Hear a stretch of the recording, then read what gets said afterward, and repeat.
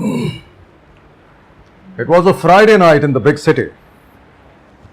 And on a Friday night, you'll find me making my rounds at the Lakeview Hotel. It's a two-bit armpit in the upside of downtown. Anytime before midnight, that is. After midnight, you'll find me drowning my proverbial sorrows at the 5-star dive bar in the lobby of that hotel. But at 10 minutes to midnight, I'm always here in my office, watching the clock. Because when that strikes 12, my Friday night nightmares become somebody else's Saturday morning problem. So, if my luck holds true... Dick Piston! Dick Piston! Oh, thank God. I need you. Lady Luck, you could set your watch by her. Please, I need your help. I'm sorry, I'm not the man you're looking for. You're not Dick Piston? No, I'm not helpful. Please, you have to help me. Please, I believe you're the hotel detective. Well, for 9 more minutes I am, but there's not going to be a 10th. So, if there's anything more time consuming than a stuck pickle jar, I'm going to have to refer you to the day shift. Mr. Piston, please. Please, I'm the victim of a crime. Well, unless that crime is unnecessary wetness, there's not really anything I can do about it in the time allotted. Wait, it's not unnecessary wetness. Are you sure? Because I've got a blow dryer in the desk. If you... Mr. Piston, please. You can't just turn your back on me. Not in that outfit, no. Then you'll help me. For 8 more minutes I will, but that is all the time we've got. Will that be enough? Depends on the crime. What's yours? I think they call it murder. Uh-huh. And you say you're the victim? Yes, it happened just now, up in my hotel room. You know what murder is, right? It's where somebody kills someone, right? That's the one. Yay! Oh boy. Alright, I'm gonna take your case, but I'm also gonna set an egg timer. When this goes off, no matter what, case dismissed. Oh, Mr. Piston, I can't tell you how grateful I am for this. Well, coming here in a towel is thanks enough. You're welcome. Now, if you'll take a seat, please, I have to make a phone call. But aren't you going to rush up to my room to examine the scene of the crime? Well, ordinarily I would, but we don't have that kind of time. So, hello, front desk. It's me, Dick Piston, hotel detective. Put me through to the kitchen, please. What are you doing? Ordering room service. Will that speed up the investigation? Not at all. Then why are you doing it? Because no man in his right mind would ever be alone in a room with a woman in a towel without at least a bottle of champagne and a half order of oysters on the way. Send me the honeymoon special, please. Send it to my office, pronto. And a box of condoms. I can't tell you how grateful I am for this. How can I ever repay you? Well, there's condoms coming. Mr. Piston! I'm a married woman. You can never repay me. And how did you know this was our honeymoon? Just tell me about the murder and get it over with, will you? If we do this on time, maybe I'll still have some time to Xerox some resumes before morning. Okay. So, I was up in my room, taking a shower before dinner. So you had not eaten? No, not yet. But those oysters sound delicious.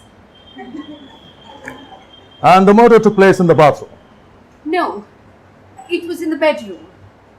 After the shower? No, during. So you were shot in the shower by someone in the bedroom? What makes you think I was shot? Because if it was a stabbing, you would have to be in the same room with the killer. My God! You think he was in the shower with me? No, I think you were shot. But I was not shot! Look!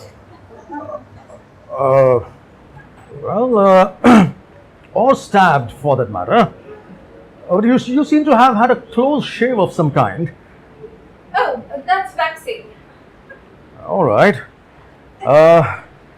So given that you were not harmed in any way, God, have you ever been waxed? what makes you think you were murdered? Oh, I wasn't murdered. But you just said you were. I said I was the victim of a crime. And the crime was murder. Oh, well done, Mr. Piston. With your keen eye for detail, we'll have this case sorted up in no time. Well, if the crime is murder and you were the victim, then why are you here? Well, I had to report it, didn't I? He was my husband after all. The killer? No! The killeree. Oh, I see. So what you mean to say is that the victim of the murder is your husband? Yes. He was shot in my room, in the head on the bed. I see. So you're the victim by marriage. This was supposed to be our honeymoon.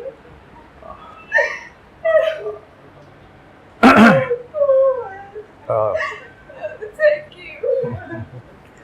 And is that how you were dressed when you discovered the body? Yes. You see, Mr. Piston, I had just stepped into the shower where I was nude. Can you imagine? When I heard something that sounded like gunshots and a blood-curdling scream.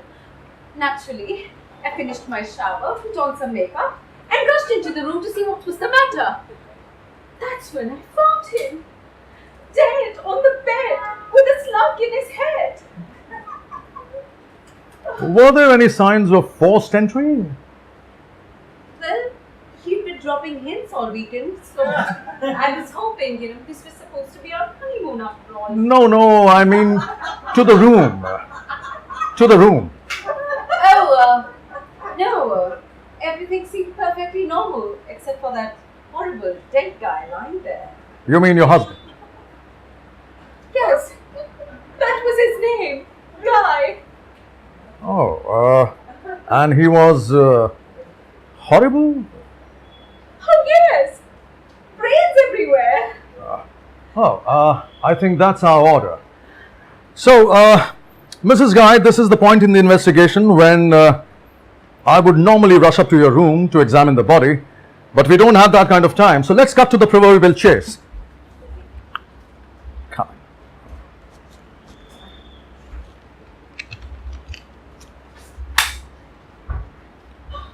There's your killer. Oh my! But how could you possibly know that? Was your husband insane? No, not clinically. Well, that is how I know. I don't understand. And there's no time to explain. No, wait, there is 4 minutes, so allow me to explain. Please. Since there were no signs of forced entry, it can only mean that your husband must have allowed the murderer into the room himself, which means that the murderer was someone your husband knew personally or expected shortly. A bellhop, for example. But why would he be expecting a bellhop? Because your husband was not clinically insane. And since no man in his right mind would ever be alone in a room with a woman in a towel without at least a bottle of champagne and a half order of oysters on the way, and because your husband knew that you were about to enter the room, we know that he must have ordered something from room service. It makes perfect sense. Right. And as you've just witnessed, the service in this hotel is incredibly prompt. Oh yes, I'm impressed. We ought to make sure and leave him a big tip. So your husband's order must have arrived in the room while you were still in the shower, but you hadn't eaten. Because there wasn't any food? Exactly. So whoever brought the food removed it immediately after the murder to conceal the fact that the killer came from the kitchen. I don't know why I didn't see it before.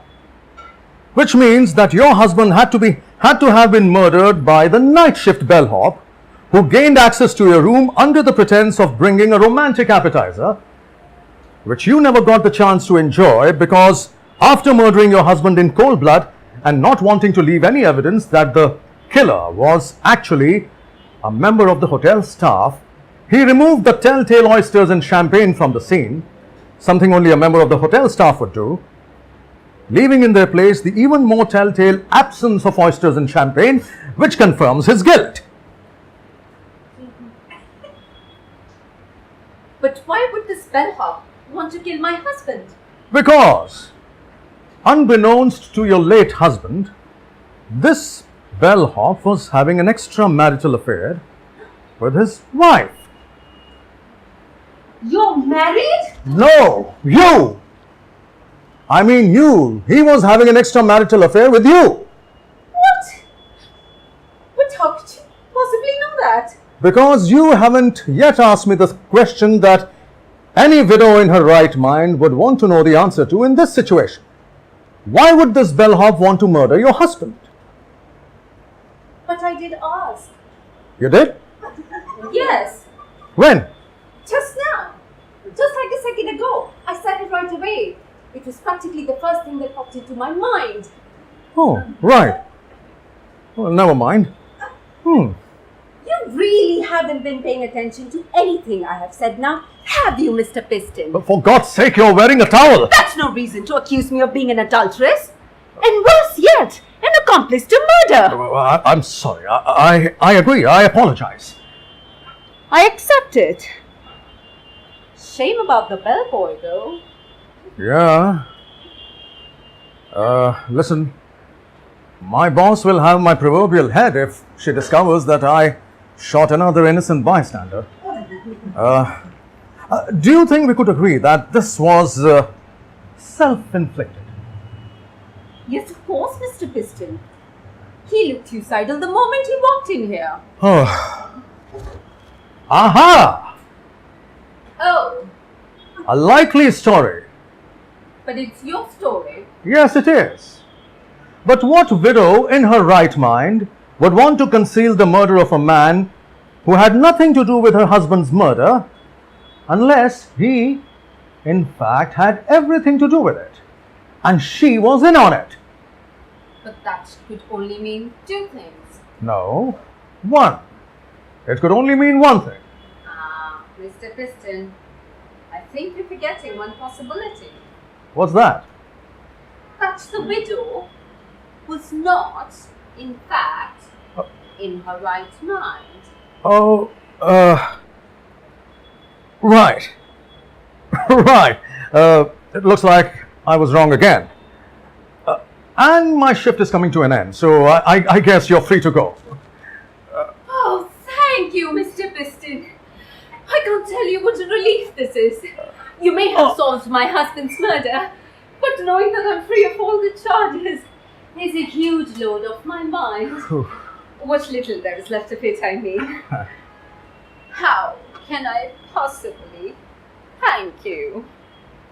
Well, there's oysters and champagne, and I'm off in 2 minutes. Oh, Mr. Piston, I'm sure we can get you off before that. Lady Luck.